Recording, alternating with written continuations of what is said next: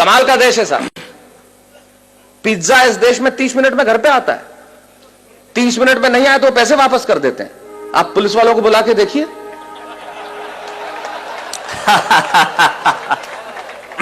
ये वो देश है जहां पे 8% में आपको कार का लोन मिलता है और 12% एजुकेशन लोन के देने पड़ते हैं। वाह वाह वाह वाह। कभी सलमान के बालों तो कभी कैटरीना के गालों पे मर गए। आज इस अवसर पे इससे बढ़िया पंक्तियां मुझे याद नहीं आती।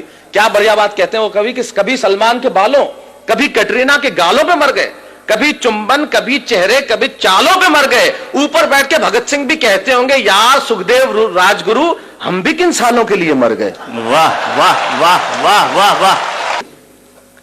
अमेरिका में एक प्रांत है टेक्सास और वहां एक शहर है ह्यूस्टन। कुछ लोग हां भर रहे हैं। इससे यह जाहिर नहीं हो जाता कि उन्होंने देखा है और इससे यह भी जाहिर नहीं हो जाता कि उन्हें पता है। इससे यह जाहिर होता है कि आदमी समझदार है और सामने वाले को यह जताना जानता है कि मैं जानता हूं। तो टेक्सास में ह्यूस्टन शहर में जब मैं काव्य पाठ कर रहा था और काव्य पाठ करने के बाद जब मैं बैठा तो बैरागीदार जैसे लोग मिलते हैं आके मिले और कहने लगे माइक पे खड़े होकर बहुत चिल्लाते हो कि हमारा हिंदुस्तान ऐसा है, हमारा मुल्क ऐसा है, हमारा देश ऐसा है, हमारा देश वैसा है। आखिर तुम्हारे देश में रखा क्या है? यकीन मानिए मेरे मन को बहुत चोट पहुंची, बहुत पीड़ा हुई। मेरी जगह आप होते तो आपको भी चोट पहुंचती, बहुत पीड़ा होती। लेकिन मेरा दर्द सुनना साहब, मुझे चोट इसलिए नहीं पहुंची कि उसने मुझे ये कहा कि तुम्हारे मुल्क में क्या रखा है। मुझे पीड़ा इसलिए हुई कि कहने वाला लड़का खुद एक हिंदुस्तानी था जो सारी उम्र यहां पला, यहां बड़ा, इसकी माटी में राज, इसकी शिराओं में हिंदुस्तानी पिता का रक्त और जिसकी धमनियों में हिंदुस्तानी मां का दूध बहता हो, वो किसी दूसरे मुल्क में जाके अपने ही मुल्क वाले से ये कहे, एक हिंदुस्तानी जब दूसरे हिंदुस्तानी से ये कहे कि तेरे हिंदुस्तान में क्या रखा है, तो चोट पहुंचना स्वाभाविक था। तब मुझे महाकवि कन्हैयालाल सेठिया जी की एक कहानी याद आई और उस कहानी को मैंने कविता की आत्मा बनाया। क्यों मुझे पीड़ा पहुंची, क्यों मुझे कविता लिखनी पड़ी? कन्हैयालाल जी लिखते हैं कि लोहा और सोना आपस में बात कर रहे थे, तो लोहे ने सोने से सवाल किया कि यार तू सोना है, मैं लोहा हूं। आपस में बातचीत शुरू हो गई तो सोना लोहे को कहने लगा कि यार लोहार तुझे बनाने के पहले ठोकता पीटता है, सोनार मुझे बनाने के पहले ठोकता। आप पढ़े लिखे लोग हैं, आग में तपा के ठोका जाता है, लेकिन जब तुझे लोहार ठोकता पीटता तो तू बहुत आवाज करता है, मैं तो चुप रहता हूं, ऐसा क्यों? लोहे ने जो जवाब दिया वो मेरी कविता की जमीन है। लोहे ने कहा तो ठीक कहता है सोने, सोनार पीटता है तुझे लोहे की हथौड़ी से जो तेरी कुछ नहीं लगती, मैं लोहा हूं, मुझे जिससे पीटा जाता है वो लोहा है, और जब अपना अपने को पीटता है तो चीख तो निकलती है। वाह वाह वाह वाह। मेरी कविता अपने ने अपने को पीटी गई चीख की कविता है। जब एक हिंदुस्तानी दूसरे हिंदुस्तानी को यह कहे कि तेरे मुल्क में रखा क्या है, अरे उन्हें मालूम क्या है कि मेरे मुल्क में है क्या? हमारे मुल्क में मधु कोड़ा है। वाह वाह। है एक भी लीडर ऐसा? सूर्यवंशी 38 वर्ष की उम्र में 4000 करोड़। आप यकीन मानिए कभी जिंदगी में 4000 करोड़ रुपए मिल जाएं तो यकीन मानिए इस जन्म में मुझे गिन के दिखा देना, आप गिन नहीं सकते। ये हिंदुस्तान, ये हमारा देश है, हमारे यहां कमाल की चीज है। हमारे मुल्क में क्या रखा है, बहुत जबरदस्त। जैसे आपका इंदौर का ट्रैफिक, मैं अभी एयरपोर्ट से आ रहा, राजवाड़ा के आगे मेरी कार के आगे आदमी हाथ साइकिल पे यूं किया फिर यूं कर दिया। मैंने कहा इसका क्या मतलब? बोले पहले मुड़ना था फिर कैंसिल कर दिया।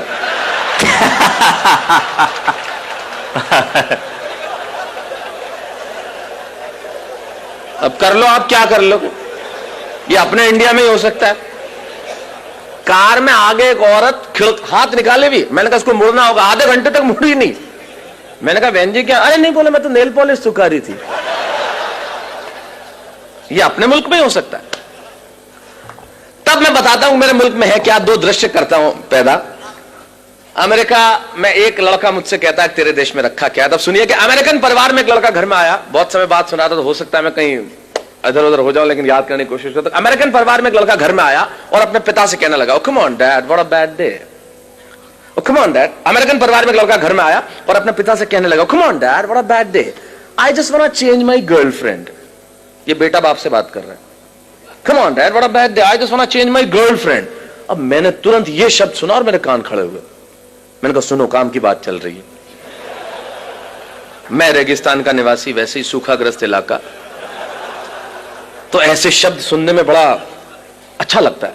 Come on, Dad, what a bad day. I just want to change my girlfriend. पिता बोले, okay, okay, don't get tense. Just think she was a nonsense and change it. और अब मैंने कहा, गजब का बाप है, कितना सपोर्टिव फादर, अपने बेटे को खुद कह रहा है कि सारी चिंताएं हटा, और दूसरी लड़की। मैं आपके जनरल नॉलेज को प्रणाम करना चाहता हूं, और जिस भाषा की अशोक भाई साहब बात कर रहे थे, हिंदी साहित्य आपका बरसों तक ऋणी रहेगा। आपने जो शब्द सौंपा है, समवेत स्वर में सैकड़ों लोगों ने जो एक साथ कहा है, पटा। मैं किसी और शब्द का भी प्रयोग कर लेता, लेकिन जब आपने कह दिया तो वैसे अच्छा, एक बात है, इस शब्द का कोई तोड़ भी नहीं है, हो ही नहीं सकता। जो परिश्रम, जो मेहनत, जो पसीना पटाने में है, वो किसी और शब्द में आए। आप पटाने में मतलब आप प्रक्रिया नहीं समझे, मैं शब्द की बात कर रहा हूं, वो किसी और शब्द में आ ही नहीं सकती। मैंने अंग्रेजों को कहा, तुम हमारा क्या खा के मुकाबला करोगे बताओ, तुमने हमारी जोड़ के शब्द ले आओ बस। बोले क्यों? मैंने कहा, तुम चेहरे को अंग्रेजी में क्या कहते हो? बोले फेस। मैंने कहा, थोबड़े को बताओ। बोले पत्नी को अंग्रेजी में क्या कहते हो? बोले वाइफ। मैंने कहा, लुगाई। मैंने कहा, तुम मुकाबला कर ले बस हमारा, कहीं से मुकाबला करके बता दे कि तू क्या करता है। मैंने कहा, तुम्हारा किसी से मतलब तुम्हारा किसी से मोहब्बत हो जाए तो क्या बोलते? बोले अफेयर। मैंने कहा, लफड़ा। बोल। मैंने कहा, तुम अगर कुछ पियोगे तो क्या बोलोगे? बोले आई विल ड्रिंक लस्सी। मैंने कहा, जा इंदौर में, बोले एक गिलास लस्सी हेर ले। तेरा बाप नहीं ला सकता है शब्द, हमारा मुकाबला कर सकता है क्या? कर ही नहीं सकता। फिर मैंने कहा, हमारी पत्नी रोज उठ के हमसे एक वाक्य बोलती है तो उसका अंग्रेजी में अनुवाद करते मैं गुलाम हो जाऊंगा तेरा। बोले क्या बोलती है? मैंने कहा, बोलती है तुमसे शादी करके तो मैंने करम ठोक लिए हैं। मैंने कहा, ला करम और ठोक, तेरा बाप अंग्रेजी में नहीं ला सकता करम और ठोक। मैं चाहता हूं हमारी हिंदी भाषा के सम्मान में एक बार जो अद्भुत भाषा है हमारी। वाह वाह वाह वाह, स्वागत है, स्वागत है, स्वागत। कर ले कोई मुकाबला, हमारा क्या करेगा? बोले पत्नियां ऐसे बोलती है। मैंने कहा, इससे ज्यादा बोलती हैं। मैं अपनी पत्नी को गोवा घुमाने के लिए ले गया तो कहीं था नहीं, चर्च में ले गए, उसने श्रद्धा के मारे ईसा मसीह के पांव छू लिए। मैंने कहा, तू मेरे तो नहीं छूती। बोले तू भी लटक जा। मैंने कहा, तू तो अनुवाद करके बता दे इसका। हमारी ट्रकों के पीछे लिखा रहता है, ट्रक नहीं है मेरे जिगर का फूल है, और माल उतना ही भरूंगा जितना गवर्नमेंट का रूल है। मैंने कहा, कर जिगर के फूल का ट्रांसलेशन, क्या लिखेगा? Flower of liver. और मैंने कहा, तुम्हारी भाषा का जो हम इस्तेमाल करते हैं वो तो किसी का बाप नहीं कर सकता। मैंने कहा, इंदौर, मैं इंदौर इतना आता हूं कि मैं तो लगभग, इंदौर मेरा बहुत प्रिय शहर है, और मैं बता दूं मुझे इतना मजा आता है, यहां की भाषा कमाल की है साहब। मेरा एक मित्र अपने ही मित्र के घर गया तो उधर से निकला वापस, तो मतलब किधर गए? बोले यार मैं इधर से निकल रहा था, मैंने सोचा तुम तो कहीं बाहर गए हुए, तो सोचा भाभी जी को टच करता चलूं।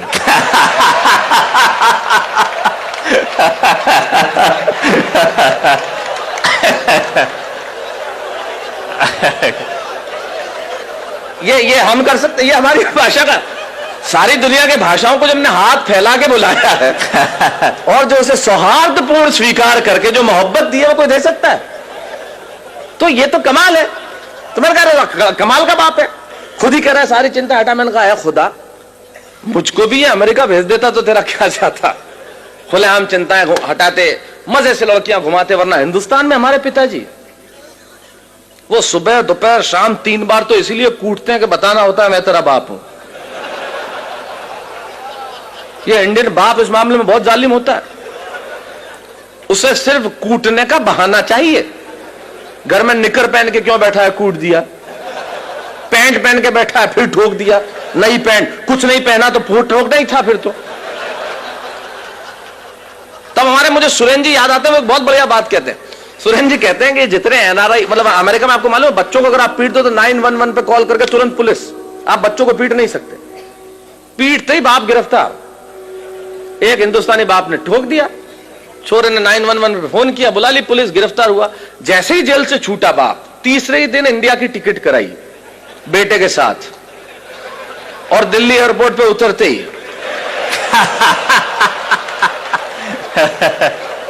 नहीं, इससे यह जाहिर नहीं होता कि, इससे यह जाहिर होता है कि एनआरआई हर साल इंडिया आते क्यों। वाह वाह वाह। तो मैंने कहा यार खुदा मुझको भी ये अमेरिका भेज देता तो तेरा क्या जाता। ये देखिए अलग किस्म की देशभक्ति है जो मैं प्रस्तुत कर रहा हूं। मैं आया था जब अशोक जी एक बहुत बढ़िया बात कर रहे थे कि वीर रस के कवियों ने एक इंच जमीन भी नहीं छोड़ी जहां में झंडा नहीं गाड़ा। उनकी देशभक्ति थोड़े अलग किस्म की होती है।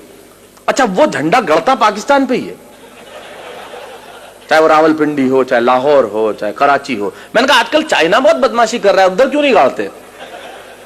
तो यार उधर के बोले शहरों के नाम ही याद नहीं है, गाड़े तो गाड़े बढ़िया है, बढ़िया है। वाह वाह वाह। अच्छा, एक आध शहर का नाम याद हो गया तो उसमें तालियां नहीं बजती। बोले अब के तिरंगा फहराएंगे हम गोंगजाऊ पे। तो गोंगजाऊ वो मजा नहीं देता ना जो लाहौर देता है। तो ये अलग किस्म की देशभक्ति। तो मैंने कहा खुदा मुझको भी अमेरिका भेज देता तो तेरा क्या जाता। खुलेआम मजे से लड़कियां घुमाते, मजे से इधर उधर घुमाते। वरना हिंदुस्तान में हमारे पिताजी, उन्हें तो भगवान बचाए साहब, मुझे भी अमेरिका भेज देता तो मजे से जिंदगी की रंगीनी उठा। अच्छा, दूसरे अमेरिकन परिवार का और भी दमदार एक लड़की आई और अपने माँ से कहने लगी, come on mom, I just want to live with that guy whom I'm living with for 2 years. मैंने तुरंत अनुवाद किया। मैंने कहा ये कह रही है कि उस लड़के के साथ नहीं रहूंगी जिसके साथ 2 साल से रह रही थी अकेली, वो भी बिना शादी के। 6 फुट का छोरा, नहीं कोई सहेली। अपने यहां तो पिक्चर में ऐसे डायलॉग आ जाए तो लाइट चली जाती है।